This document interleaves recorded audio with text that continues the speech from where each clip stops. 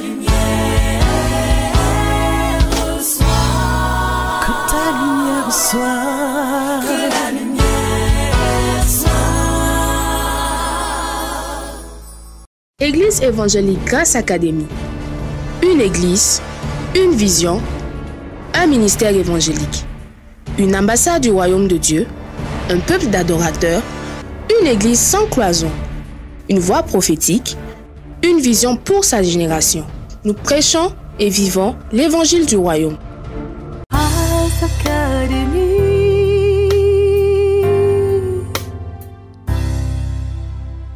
Le plus grand ennemi de l'homme, c'est pas le péché, c'est pas le diable, c'est l'ignorance.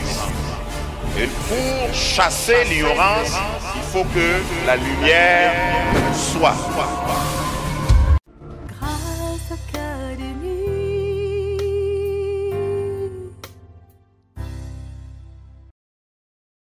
Une forteresse, c'est quoi? Peut-être c'est un vieux mot français qu'il faut que je définisse. Une forteresse, c'est une tour. Quand vous regardez dans certaines vieilles villes et dans certaines îles de l'Antiquité, la manière de défendre la propriété, de défendre la ville, c'est de construire une tour. Un peu comme ce que vous voyez aujourd'hui dans le monde moderne, dans les aéroports, une tour qui contrôle l'espace.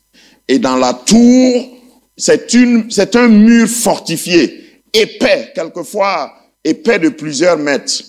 Et maintenant, on fait une fenêtre et on sort un canot là-bas.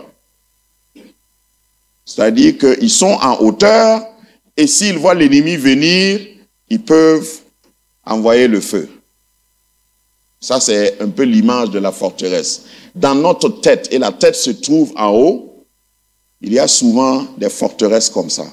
Et si tu ne démolis pas ça par la parole de Dieu, et tu ne marches pas conséquemment, parce qu'il y a, je sais, il y a des gens dans la vie de qui on a démoli ces forteresses-là, par la délivrance.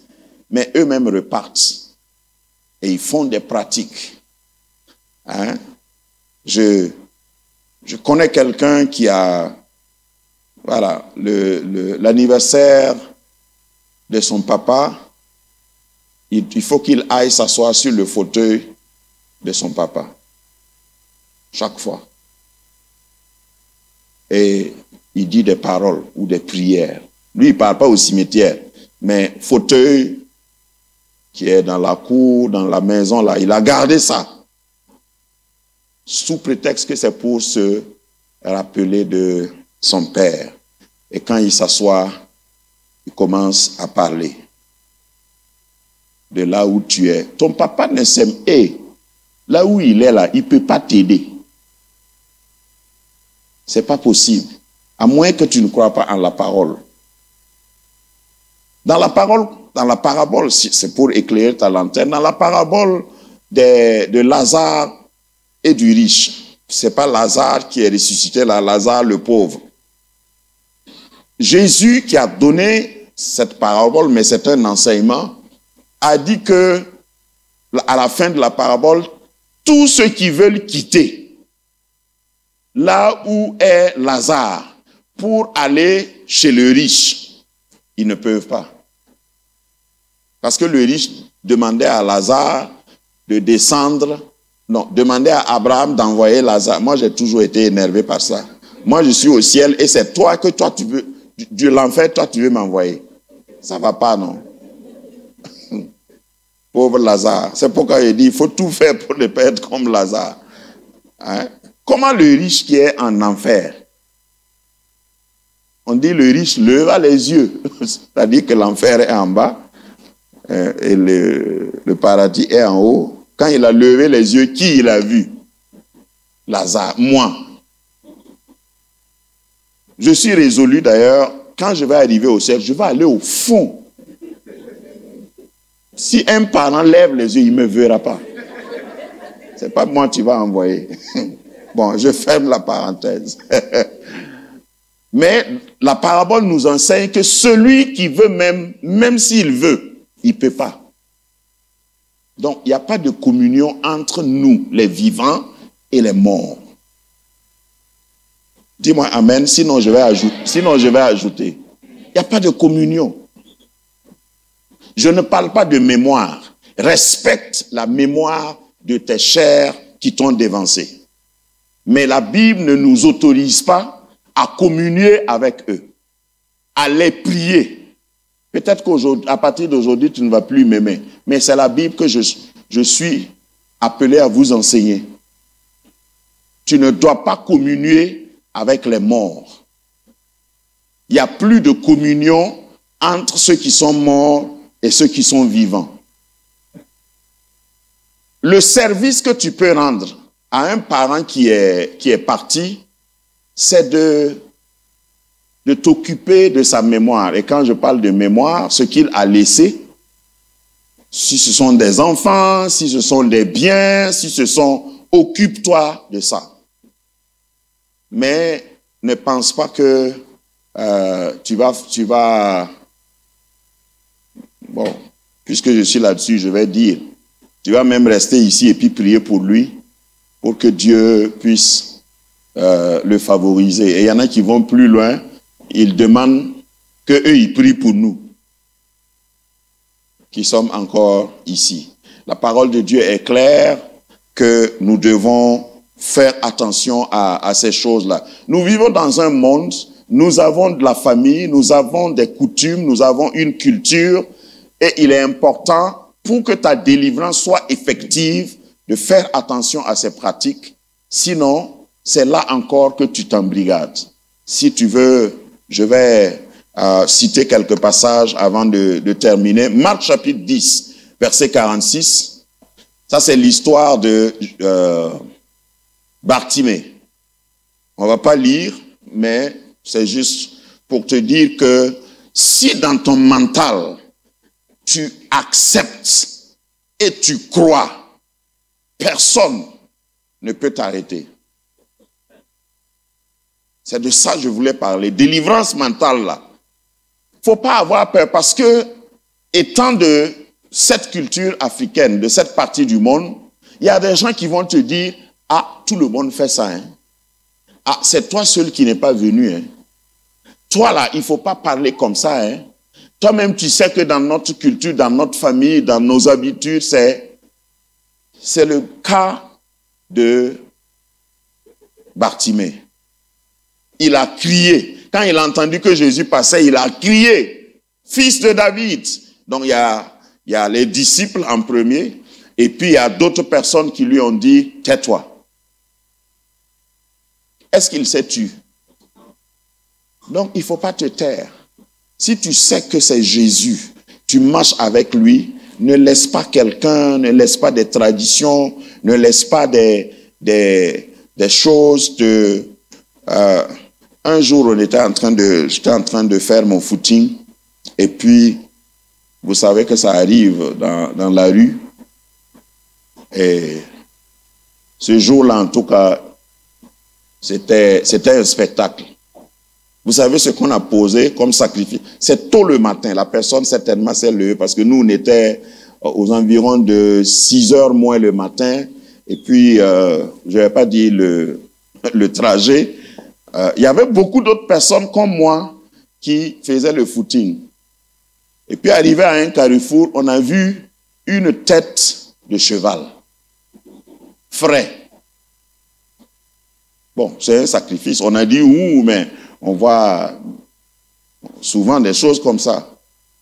Donc moi j'étais au loin et quand je regardais ceux qui sont devant moi et qui couraient, ils sont arrivés, il y en a qui ont changé de chemin brusquement. Je me disais mais il n'y a pas de voiture qui vient, qu'est-ce qui se passe?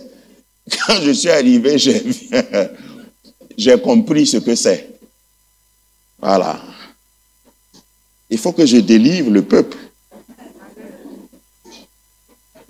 Voilà. Pour moi, c'était pas accidentel. Puisque je sais que personne n'aura le courage de prendre ce truc-là. Et puis, pourquoi ça fait quoi ici? Donc, moi, j'ai attrapé ça par les oreilles. Et puis, il faut continuer de faire votre footing. Peut-être que dans ta famille, là, c'est toi qui dois jouer ce rôle. Tout le monde arrive, il regarde et puis il change de chemin. Pourtant, leur chemin devait passer par là. Ce que je dis là est symbolique.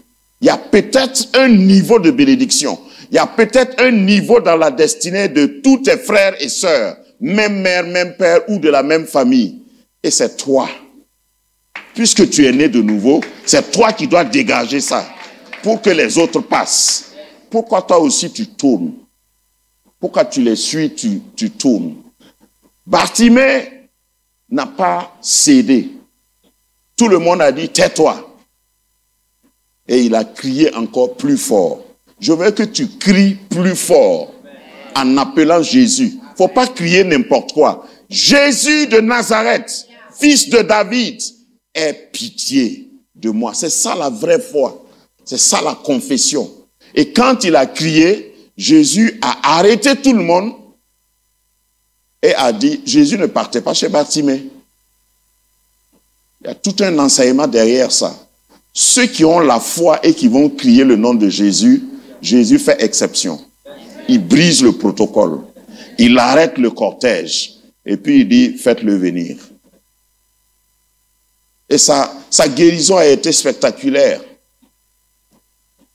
Jésus lui a demandé, tu veux que je fasse quoi pour toi?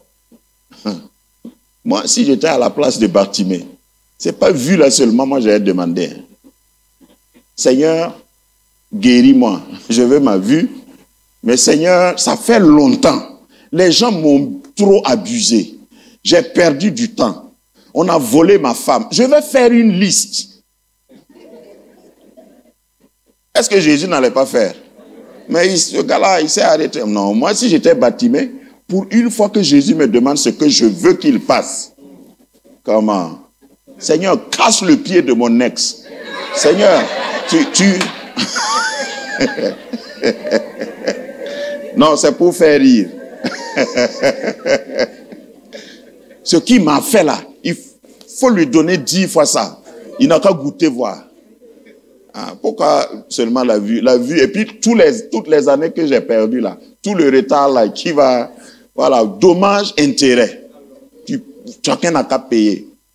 Voilà, parce que Jésus a tout pouvoir. On ferme la parenthèse, mais c'était pour faire rire. Donc, ce que tu demandes, ce que tu confesses, c'est ce que tu vas recevoir. La délivrance mentale est aussi importante que la délivrance spirituelle. Il faut retenir ça. La délivrance mentale est aussi importante. J'avais eu envie même de mettre plus importante. Parce que si mentalement, tu n'es pas allié sur ta délivrance spirituelle, quelquefois même ça devient pire. C'est pourquoi Jésus a dit en filigrane, si un démon est chassé dans la vie de quelqu'un, le démon va dans les lieux arides. Retenez que bibliquement et théologiquement, les démons ne meurent pas et Dieu ne nous dit pas de tuer les démons. Vous voyez que le vocable utilisé, c'est chasser les démons. On les chasse, mais on ne les tue pas. Un démon ne meurt pas. Un démon ne se reproduit pas, ne fait pas des enfants. Si on t'a dit ça, c'est faux. Ils sont des esprits. Leur nombre est limité. Dis Amen. Ils sont pas nombreux. C'est un tiers des anges. Les démons, pour un démon, il y a 2 anges, pour que tu comprennes. Donc, qui est plus fort? Souvent, on parle, j'ai fait une étude ici sur les anges, je crois que c'était en février. Souvent, on parle trop des démons et on oublie qu'il y a les anges. Les anges sont pour nous. Dans ma maison, il y a un ange. Je crois à la parole. Il y a un ange qui me garde. Quand je sors dans ma voiture et je voyage, il y a un ange qui me garde. C'est ça ce qu'il faut croire. Au lieu de voir des démons dans les lézards, dans des moustiques, dans des mouches, chaque fois que tu vois quelque chose, tu dis « Haya ». Non, où tu mets les anges? Les anges sont avec moi. Si un démon m'attaque, il y a 2 anges qui me défendent. Ça, c'est ce que je crois. Et tu ne peux pas m'en sortir de là.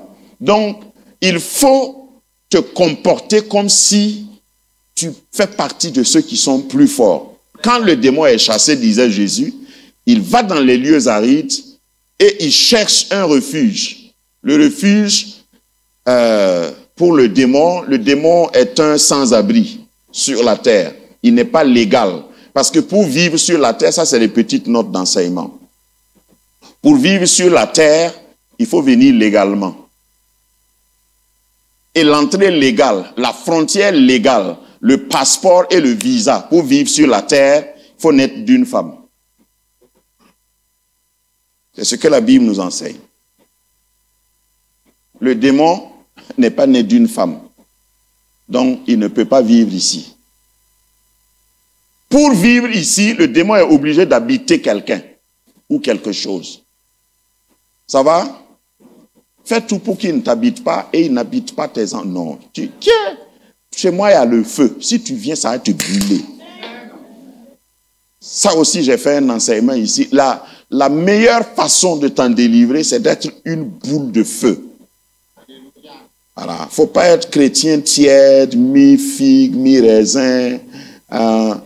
Aujourd'hui, on parle de vivre ensemble. Moi et démon, on ne vit pas ensemble. Non. Voilà. J'agresse les démons. Je terrorise les démons. Il n'y a pas de vivre ensemble. Toi, tu adores les démons. Moi, j'adore Jésus. Et puis, à cause de vivre ensemble, on doit s'asseoir ensemble pour... Non, si tu t'assois à côté de moi, toi-même, tu vas savoir. C'est toi qui as cherché. Et tu as cherché, tu as trouvé. Amen. Je laisse ça. Mais je dis que le plus grand lien est d'abord mental. Le plus grand lien est mental. Je crois que l'image explique tout. Qui est plus fort? La pointe ou la corde ou l'éléphant? Mais comme dans sa tête, on l'a programmé, on lui a dit, si tu restes ici, et vous voyez que les animaux obéissent. Mais en réalité, s'il faisait même un petit mouvement, il se débarrasse de ce lien-là. Donc, quand tu es délivré, et dans ta tête, tu n'as pas accepté, tu te reconditionnes, tu ne seras jamais délivré. C'est ce qui pousse beaucoup de chrétiens à changer même d'endroit. Voilà. Ils ont été délivrés, mais comme mentalement, ils se disent, d'après que celui qui vient d'arriver de Wolkoto, là, il y a un prophète qui est arrivé, d'après qu'il est puissant. Donc, je vais aller essayer encore voir. Parce que là-bas, là aussi, il y a une maman qui est... et puis, il ne connaît même pas le nom du quartier. C'est-à-dire, si tu prends la route là, et puis tu dépasses, il y a une forêt là, tu dépasses ça, et puis tu arrives... Elle prie, hein? Dis à ton voisin, tu crois qu'on ne sait pas? Tout le temps, ils sont en train de... Et quand ils vont là-bas, là, ils donnent plus d'offrandes que dans leur église. Dis encore à ton voisin, tu crois qu'on ne sait pas? C'est conditionnement mental. Toi-même, tu as remarqué que tu fais ça, mais tu reviens à la case départ. Il faut que mentalement, aujourd'hui, ça cesse. Il faut que tu brises cette forteresse. Parce que quand tu vas chez ces personnes-là, sans vraiment jeter l'opprobre sur les gens qui prient, qui sont sincères, mais il faut qu'ils t'accompagnent dans ton schéma.